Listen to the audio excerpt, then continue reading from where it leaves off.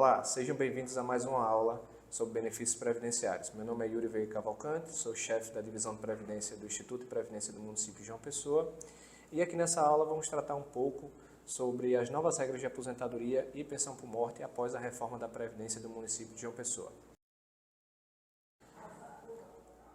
Inicialmente, eu gostaria de dizer que em 2 de julho de 2021 foi promulgada a Emenda à Lei Orgânica número 32 de 2021, que referendou na sua integralidade toda a Emenda Constitucional 103 de 2019, que foi a reforma da Previdência para o servidor público federal. Então, a partir dessa data, todos os benefícios previdenciários dos servidores da União passaram a ser replicados aos servidores do município de João Pessoa. Com isso, vamos trazer agora um pouco das novas regras de aposentadoria e pensão por morte para os servidores públicos municipais. Inicialmente, gostaria de falar do artigo 20 da Emenda Constitucional 103 de 2019. É uma aposentadoria, é um pedido você pode requerer sua aposentadoria voluntária, é uma regra transitória, mais conhecida como a regra do pedágio, e vamos ler junto o que traz esse artigo 20. O segurado ou servidor público federal que se tenha afiliado ao regime geral de previdência social ou ingressado no serviço público em cargo efetivo até a data de entrada em vigor desta emenda constitucional, poderá aposentar-se voluntariamente quando preencher cumulativamente os seguintes requisitos. Então, vamos dar uma olhada no quais são os requisitos para esse tipo de aposentadoria. Bem, ela se divide em dois porque o professor ele tem uma particularidade que a gente vai ver um pouco mais à frente. Mas a regra geral para esse tipo de aposentadoria é que a mulher precisa ter 57 anos de idade, o homem 60, a mulher precisa de 30 anos de contribuição e o homem 35, o tempo de serviço público para ambos os sexos é de 20 anos e o tempo no cargo efetivo em que se der a aposentadoria é de 5 anos. E como é que funciona essa questão do pedágio? Vou trazer um exemplo para ficar um pouco mais fácil o entendimento. Digamos que eu sou servidor público do município de João Pessoa e até 2 de julho de 2021 eu tinha 60 anos de idade. Porém, eu não tinha os 35 anos de contribuição, eu tinha somente 34. Faltaria um ano para eu completar o tempo mínimo exigido pela legislação. Como essa regra ela é transitória, a gente conta o tempo de contribuição até 2 de julho de 2021 e o tempo que faltaria para o mínimo exigido, nesse caso 35, ele é contado em dobro. Então, se eu tinha 34 anos em 2 de julho de 2021, eu preciso de 36 anos de tempo de contribuição. No caso do professor, como eu tinha acabado de mencionar, há uma redução de 5 anos de idade e tempo de contribuição. Então, a professora precisa de 52 anos de idade para ter direito ao benefício, e o homem 55 anos de idade se professor. O tempo de magistério, e aí é o tempo exclusivo em funções na educação básica, média ou infantil, ou seja, no magistério municipal, precisa ser 25 anos para a mulher e 30 anos de contribuição para o homem. O pedágio funciona da mesma forma. Até 2 de julho de 2021, a gente contabiliza todo o tempo no magistério e o que faltar para o tempo mínimo exigido conta-se em dobro. E como funciona o cálculo desse tipo de benefício? Aqui a gente faz uma divisão. Os servidores que ingressaram antes de 31 de 12 de 2003, eles vão ter uma forma de cálculo. E os servidores que ingressaram no município de João Pessoa após 31 de 12 de 2003, eles vão ter uma outra forma de cálculo. Para o servidor que ingressou depois de 31 de 12 de 2003, a forma de cálculo é uma média de toda a remuneração, de todo o período contributivo dele, desde julho de 94, ou se foi admitido depois disso, até a data da aposentadoria, multiplicado por um denominador comum, que é 60%, e se ele tiver mais de 20 anos de tempo de contribuição, cada ano excedente adiciona 2% aos 60%, até no máximo de 100%, que seria com 40 anos de tempo de contribuição. Esse valor auferido, ele é limitado à última remuneração do servidor no cargo efetivo. E o que é essa última remuneração do servidor no cargo efetivo? Essa remuneração do servidor no cargo efetivo é tudo aquilo que faz parte do patrimônio jurídico do servidor. Ou seja, o vencimento, uma gratificação de caráter geral ou genérica, como nos casos dos professores, a horas de atividade e magistério, a VPNI, quinquênios, entre outros, vantagem incorporada à representação, entre outras parcelas que são do servidor, exceto aquelas que são de caráter temporário, como gratificação de serviço especial, insalubridade, adicional noturno, horas extras. Então, nesse aspecto, o cálculo para essas pessoas que entraram depois de 31/12/2003 é feito com base nessa média. E para quem foi admitido antes de 31/12/2003, temos o cálculo feito pela última remuneração no cargo efetivo. Então, buscando esse conceito que eu acabei de falar, a gente utiliza o último contra-cheque do servidor, certo? Excluído essas gratificações, para se ter os proventos dele em inatividade. Outro ponto importante é que para esses servidores que foram admitidos antes de 31/12/2003, eles terão direito à paridade funcional, ou seja, é um direito que o servidor tem de, mesmo aposentado, caso venha a ter um reajuste na sua categoria salarial em atividade ou um novo plano de cargos, carreira e remuneração, ele também terá o direito, mesmo estando em inatividade.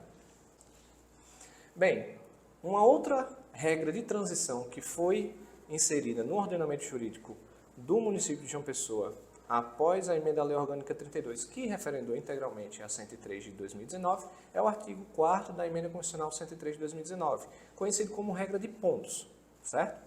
Então, vamos ver quais são os requisitos que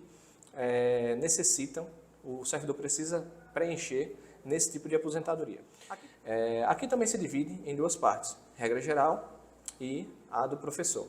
A regra geral, ele traz a idade mínima para fins de aposentadoria por essa regra, de 57 anos para a mulher, em 2022, e 62 anos para o homem. Precisa-se ter um tempo mínimo de contribuição de 30 para a mulher e 35 para o homem, 20 anos de serviço público e 5 anos no cargo que se der aposentadoria. Aqui entra a grande novidade, que é os pontos, né? A gente tem que somar o tempo de contribuição com a idade e precisa se chegar, além desses requisitos já ditos, a uma pontuação mínima exigida, que ela se iniciou em 2019 com 86 pontos para a mulher e 96 pontos para o homem, e hoje, em 2023, temos 90 pontos para a mulher e 100 pontos para o homem. Ao professor, da mesma forma que a gente viu no artigo 20, né, da emenda constitucional 103, há também a redução de idade. Então, para a mulher professora, para ir pela regra dos pontos, precisa-se ter 52 anos de idade e 57 anos para o homem. No caso, o tempo de contribuição do magistério também é 25 anos de tempo de contribuição nas funções efetivas do magistério para a mulher e 30 anos de contribuição para o homem. 20 anos de serviço público, 5 anos no cargo que se der aposentadoria. Em relação aos pontos, há uma redução de 5 anos. Então, iniciou-se em 2019 com 81 pontos para a mulher e 91 pontos para o homem. E foi se acrescendo, como eu disse, um ponto a cada ano. Estando hoje a mulher com 85 pontos e o homem 95 pontos. Para vocês, né, para vocês visualizarem melhor essa ascensão, essa escadinha, né, dos pontos, até quando se vai se chegar ao limite, né, desses pontos, a gente vê que em 2019, como eu disse, na regra geral, o homem precisava de 96 pontos e a mulher de 86, sendo que ele chegará ao limite de 105 pontos em 2028 e a mulher chegará ao limite de 100 pontos em 2033, onde não haverá mais nenhum acréscimo, né, de pontos, e a partir daquele momento o servidor deverá preencher somente aquele requisito de aquela pontuação máxima exigida. Para o professor, da mesma forma, o homem começou em 2019 com 91 e chegará aos 100 pontos em 2028. Para a mulher, em 2019, ela iniciou-se com 81 pontos e chegará aos 92 pontos em 2030. E como é a forma de cálculo desse benefício? Da mesma maneira que eu falei da emenda constitucional, do artigo 20 da emenda constitucional 103, no caso, a gente também tem a separação de quem ingressou antes de 31/12/2003 e quem ingressou depois de 31/12/2003. Quem ingressou depois de 31/12/2003 vai ser aquela mesma forma de cálculo. 100% da média, vezes 60%, mais 2% para cada ano de contribuição que ultrapasse 20 anos, limitada à última remuneração no cargo efetivo. Para quem ingressou antes de 31/12/2003, a gente pode ter duas situações. Se o servidor ele preencheu o requisito de idade de 65 anos para o homem ou 62 anos de idade para a mulher, ele vai ter direito a sua remuneração na inatividade calculada com base na última remuneração no cargo efetivo. Caso ele se aposente pela regra dos pontos, mas não tenha 65 anos de idade, o homem, ou 62 anos de idade, a mulher, ele também vai se aposentar pela média, como dito anteriormente. Bem, agora vamos falar de duas regras que foram efetivamente positivadas, né, inseridas no ordenamento jurídico do município, que havia uma certa regulamentação precária, pois era com base em decisões do Supremo Tribunal Federal, mas agora estão efetivamente positivadas na Emenda Constitucional 103 de 2019, que foi referendada integralmente pela Emenda à Lei Orgânica número 32 de 2021. A primeira delas é a aposentadoria especial, que é a aposentadoria concedida àqueles servidores que estão sujeitos a agentes químicos, físicos ou biológicos ou a associação desses agentes que prejudicam a sua saúde ou integridade física. Nesse caso, não há idade mínima exigida, porém, há uma pontuação mínima que esses servidores devem preencher, que são 86 pontos. Fora isso, eles precisam ter 20 anos de serviço público, 5 anos no cargo e, no mínimo, 25 anos de tempo de contribuição para ambos os sexos, expostos a esses agentes nocivos, sejam eles químicos, físicos ou biológicos.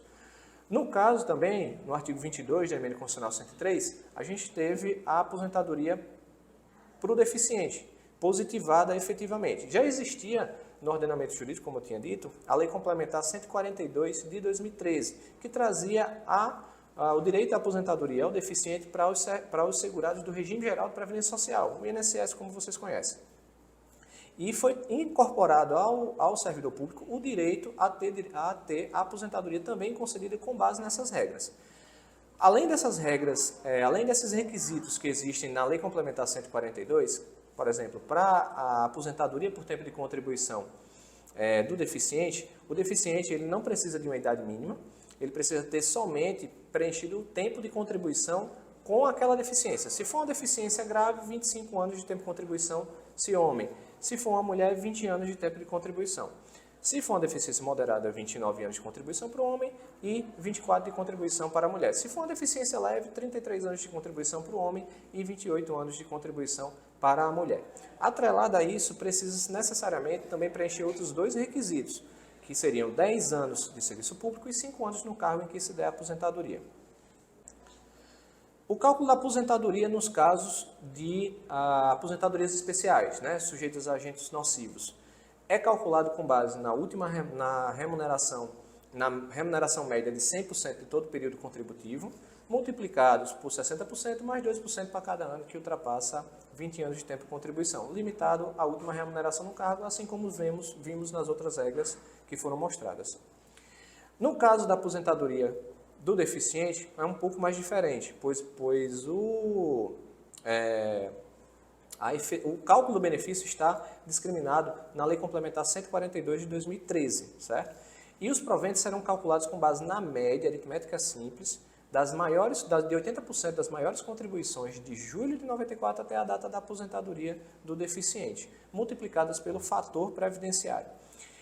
No caso de uma aposentadoria por tempo de contribuição, que a gente viu que é reduzido em decorrência do grau de deficiência, ele será calculado em 100% dessa média. Calcula-se a média com exclusão de 20% dos menores salários de benefício e ele terá direito a 100% dessa média.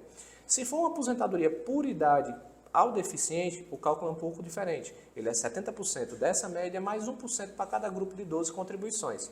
Então, se o servidor ele tiver 25 anos de contribuição como deficiente e pedir uma aposentadoria por idade, nessa situação, ele vai ter direito a 70% mais 25%. Veja que é 1% a cada grupo de 12 contribuições. Se ele tem 25 anos, ele tem 70 mais 25, ele vai ter 95% da média calculada com a redução, né, com a exclusão dos 20% menores salários de contribuição. Bem, agora chegamos na regra, vamos tratar como regra geral transitória, que enquanto não vier uma lei municipal trazendo novas regras, né, ou regras permanentes para os servidores públicos do município de João Pessoa, será aplicada essa regra geral transitória da Emenda Constitucional 103 de 2019, que é o artigo 10.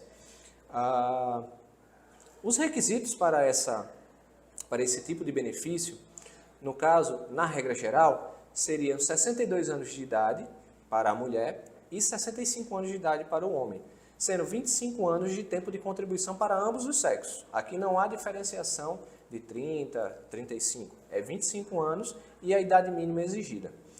mais 10 anos de serviço público e 5 anos no cargo em que se der a aposentadoria. Para o professor, a mesma sistemática. Há uma redução na idade, não há mais redução no tempo de contribuição. O tempo de contribuição continua o mesmo, 25 anos de tempo de contribuição.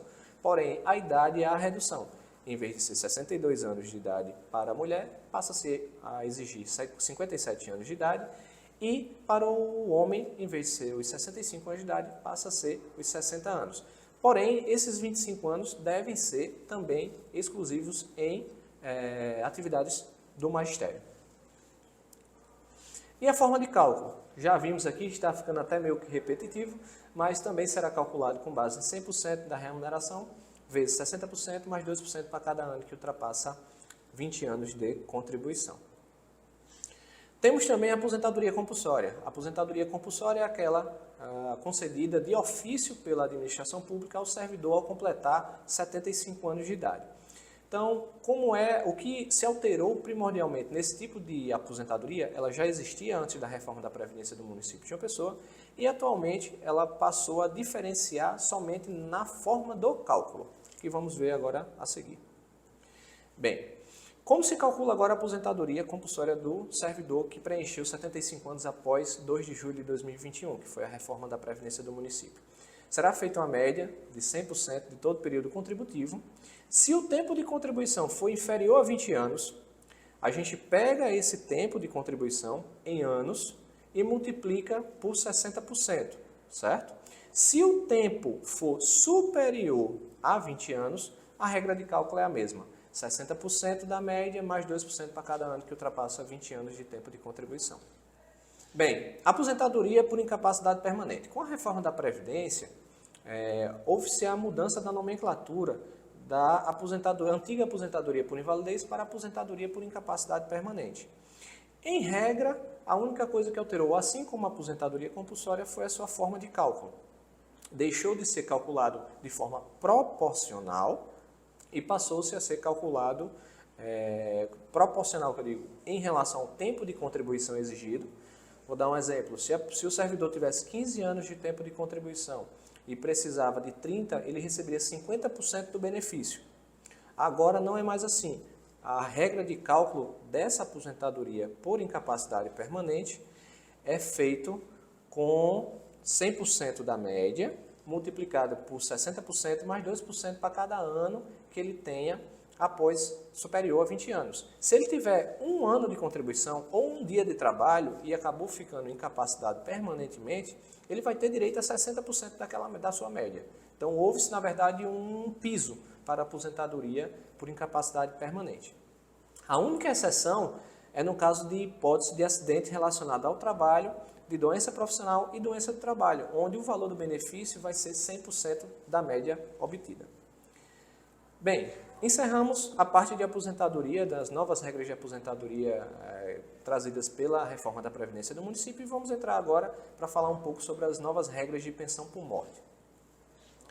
O artigo 79A da Lei Orgânica do município, que foi inserido pela Emenda à Lei Orgânica número 32 de 2021, ele diz o seguinte: o tempo de contribuição e os demais requisitos para a concessão da aposentadoria por incapacidade permanente, para o trabalho, aposentadoria compulsória, aposentadoria voluntária, que foram todas aquelas aposentadorias que já vimos recentemente, e pensão por morte, e as regras de transição dos servidores públicos municipais e seus beneficiários serão os mesmos aplicados pela União para os seus servidores e respectivos dependentes, até que entrem em vigor leis municipais que disciplinem os benefícios do regime próprio de previdência social do município.